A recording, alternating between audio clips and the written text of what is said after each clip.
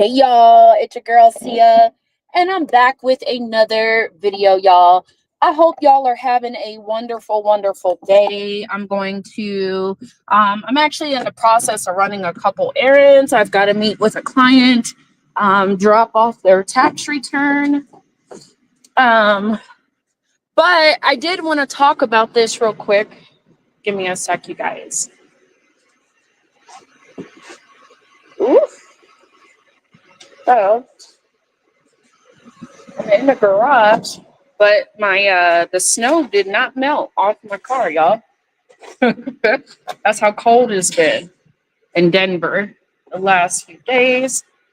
But yeah, if you guys know, the topic is the fact that I got fired, and I want to talk about it, but also talk about what happens next. Okay. Give me a sec.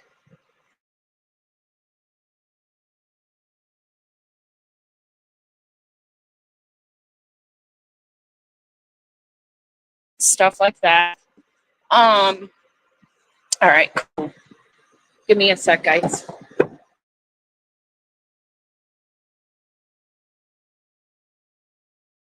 The garage opener. Perfect. All right. So yeah, I definitely want to talk about this because I know that a lot of people are going through similar situations, and kind of process with you guys what happened, and what I'm doing to move forward. First off, first things first, you guys. I have kind of made a commitment in my head, and I always do this when I feel like there is no other option. But I've made a commitment to, I no longer want to work for a company. I may end up taking, I know I have a part-time opportunity right now that I'm looking at that pays pretty good. And it's a good opportunity. Where is my, hold on. But I think that when you go through certain experiences, I've been going through these experiences with certain kinds of people my whole life, right? And then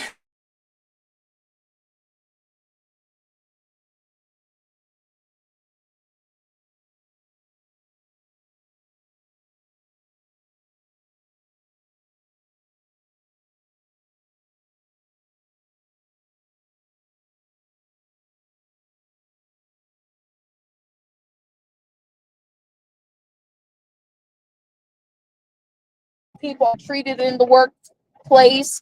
And I don't think the race really matters, to be quite frank. I don't think the race of the person matters at all. Um, what I will say though is I'm tired. Like, I think that when they talk about Black women having our own businesses, and really a lot of Black women feel like in order to kind of avoid the nuances of being in a workforce that does not really, I mean, they value our work, but they don't value us, right? I think that a lot of, it's kind of crazy when you see the statistics of Black women, right, who start their own businesses and who refuse to go back to work. And so for me personally, that's kind of where I'm at. I think this is the last experience for me. I'm not going to keep giving to companies, because one, I'm taking away from myself, right? The time that I put in with this company, I could have been building my own company, man. That's number one, right? I've got a business. I haven't been able to grow that business because I've been busy growing somebody else's. Who really, at the end of the day, does not appreciate and or value me, right? And I feel like this, right? No matter what happened, because I'm gonna be honest, this we can fire you, but we don't really have to tell you why we firing you. To me, I mean, I know that I've lived in Colorado for so long, but in my personal opinion, I don't think that that's fair when you're able to essentially mess up a person's entire life based upon stupid shit. So like if I don't like you, I can fire you. That's really how this goes down, right? If I don't like you, you're not kissing my ass, you ain't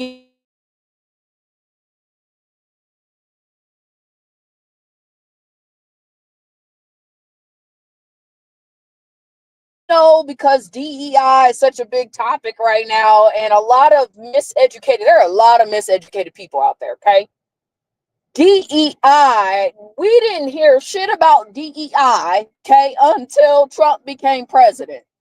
Again, some people could look at it as, because I know one of my friends was cracking up when we were talking about it, because they're like, you a DEI hire?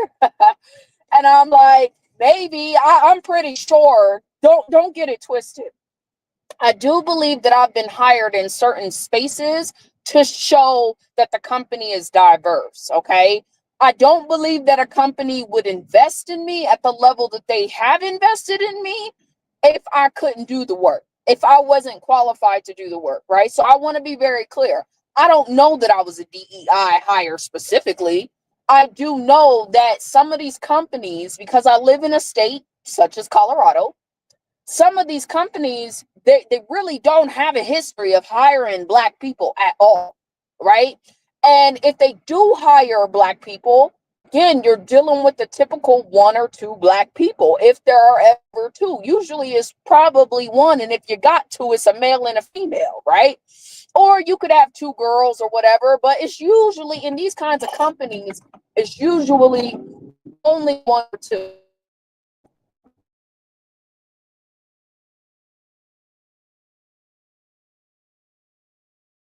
You do something that is not conducive to what the white norm is, all of a sudden you're not, you're a problem. The biggest thing for me, which I learned, is I told you guys, I'm not an ass kisser. I'm not gonna kiss your ass. I don't really care who you are. And something I was telling my boyfriend, I said, it probably is on me a little bit because of my previous experiences and knowing that certain folks are who they are. So I go into these experiences naturally distrusting, naturally not wanting to open up to people because I don't feel like you have my best interests at heart, right? And I've come to learn that only certain people really deserve to see me open up, deserve to see my personality, stuff like that. Okay. That's how I see it. I feel like my personality is not for white people entertainment. It is there for people who genuinely enjoy me, right? And genuinely want to see me do well. Okay. I don't care to kiss the ass of coworkers that are secretly talking about me, right? Secretly telling on me anytime their feelings get hurt or whatever. Like I don't feel that I should have to, or for example, people who think that they're in a certain place of power and now they want to talk to you like you ain't a human being. I personally do not feel like I owe those people anything. So if a person doesn't like me, oh well. You see, that's really my mentality. That's really my attitude. You don't pay my bills, you ain't doing shit for me in my life. I don't care. I don't care to be a part of cliques that they're not really centered around me, right? So like I got a clique, but my clique genuinely likes me. They genuinely enjoy me. They genuinely want to see me do well in life. I don't know that about my coworkers. I don't necessarily know that about the owner of the companies, right? All I have is to go off of what I have previously experienced many, many times. Okay. So when I go into these places, I've naturally got my guard up because I just feel like y'all don't like me. It's only a matter of time you ain't gonna like me. And because I don't share certain sentiments with you, I'm the first girl that's gonna go, right? So I already have this mentality the moment I go through the door. Now, do I observe the atmosphere. Like, again, when I went to the interview, I'm like, okay, it's a cool little interview. I'm hearing what the owner's telling me, right? But now I've got to trust the owner to live up to what he's saying, right? So if you're telling me, hey, I'm gonna give you time to study because I know you need to get X, Y, and Z done, that's what I expect. The moment I see that you're not investing in my education, my career, like, I'll invest in my own education. That's nothing. But as an employer, to tell me you're going to do that, right? And give me the time. And then now all of a sudden I'm boggled down with tons and tons of work. And I got more work than this person. And I'm getting paid less than this person, but I'm doing the same exact kind of work. I don't care to play politics in that arena. I feel like when you do good, and you should be rewarded for doing good. I don't believe that people should be able to skate by because they make the boss feel good today. I find that to be very unfair. I feel like it's very demotivating for the other employees in the company. And I'm going to be honest, with this company, y'all, I became unmotivated. There were times where, and it was quick. This process happened quick. It only took me 9 months to really be like, I don't want to do this no more. Like, it is what it is. But I got to a point where when I feel like I just want to walk out, like I genuinely don't want to be there, that's the time when I know I got to start looking for another job. I got to start lining stuff up because I'm genuinely not happy at this place, right? So me being let go and me not being happy, it was, I mean, it worked out because I really was miserable. I wasn't happy. I'm on a salary, right? I've been on a salary, but I gotta work Christmas Eve. I gotta work New Year's Eve. That's weird to me. That's not normal. Um, we have snowstorms and all this extra stuff. And yeah, I live closer to the office or whatever, but when the owner of the company doesn't even give a damn about your safety coming into work, like, I have not had to work that kind of job in a very long time. Okay. So stuff like that was already irritating me. I'm losing time with my kid. Y'all know that I had been working from home up until a point. And then even my last position was very hybrid, right? I could work from home, whatever. So being in an environment that was like this, I haven't been in this kind of environment since I worked an hourly job at the lowest levels, right? So I just felt like there wasn't enough compensation for the employee there. Um, Again, I don't deal with disrespect because I know myself. I know that I can be very disrespectful. And so I always strive to establish respect, not necessarily friendliness. I don't care about being your friend. I will respect you, but those are two very different things, right? I'll say good morning to you. I don't want to necessarily talk to you about what I did over the weekend. You're not my personal friend. So I don't see why that's even a conversation. And I know for people, they're like, well, it's small talk and it's okay to, conversate with small talk and all this stuff. Like, that's cool, but I'm not a small talk kind of girl. Okay. When I talk with a purpose. I want to learn. I want to grow. I want to share. Right. But I also know that I have to trust you enough to want to be that way with you. Right. I'm not a girl that opens up easy. So I know these things about myself, and I know that my inability it's not that I don't have the ability. It's more of, I don't care to. I don't care to finesse people that don't really want to see me win.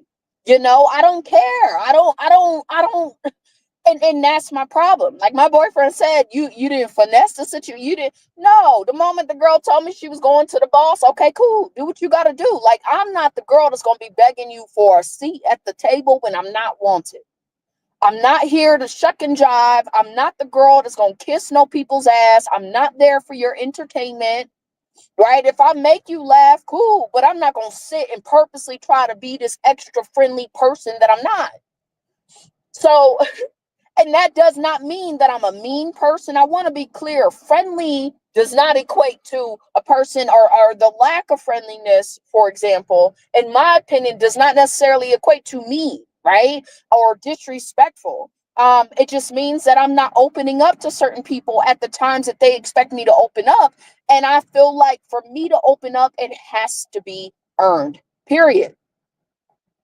Because I see it like, if you're going to be fake towards me, I have no interest in entertaining the fake and phoniness. And that's all office politics are, is fake and phoniness. And some people play the game better than others. I don't.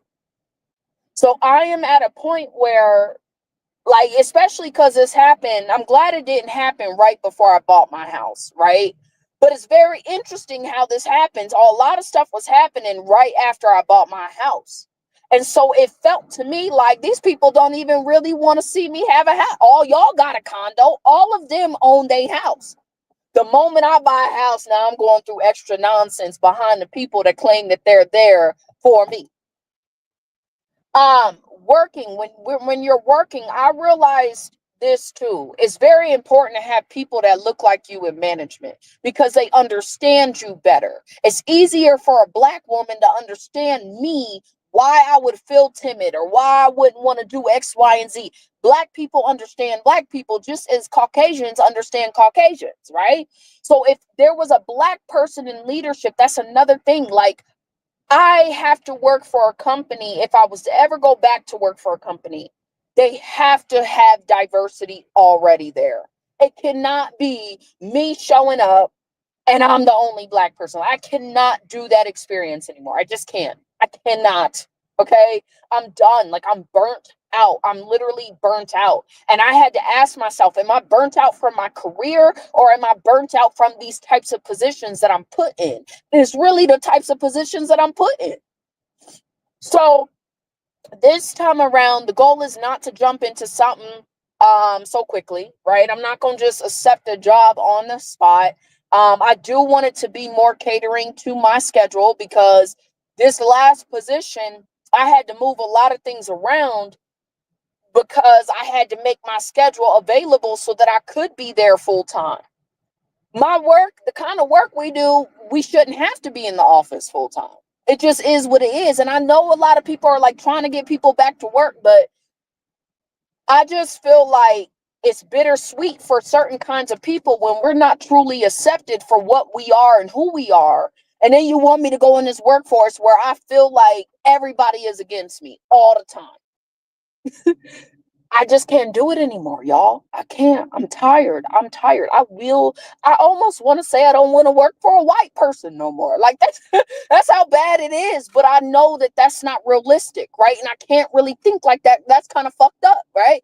But that's really where my head is at. Like, I'm like, I don't want to work. If you any other race but my race, I don't want to work for you. That's how I feel. And the problem is it ain't enough people in my race that I could work for. So, you know, I gotta take things for what they are.